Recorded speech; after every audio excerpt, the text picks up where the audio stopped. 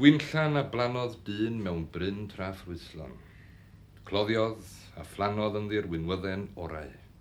Caeodd o'i chylch a chododd dŵr yn ei chanol. A'r hoes i'w fab yn dref tadaeth, I gadw ei enw o genhedlaeth I genhedlaeth.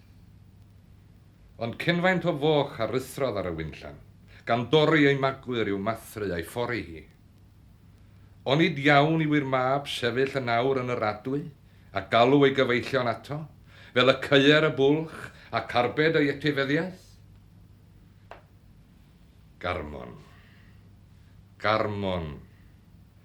Gwynllan a roddwyd i'm gofal i'w Cymru fy ngwlad, i'w thraddodi i'm plant ac I blant fy mhlant yn dref tadaeth dragwyddo. A gweler moch yn rhithro arni i'w meiddi. Minnau yn awr, galwaf ar fy nghyfeillion, cyffredin ac ysgolhaig, deuwch ataf i'r adwy, sefwch gyda mi yn y bwlch, fel y cadwer i'r oesoedd a ddel, y glendid a fu.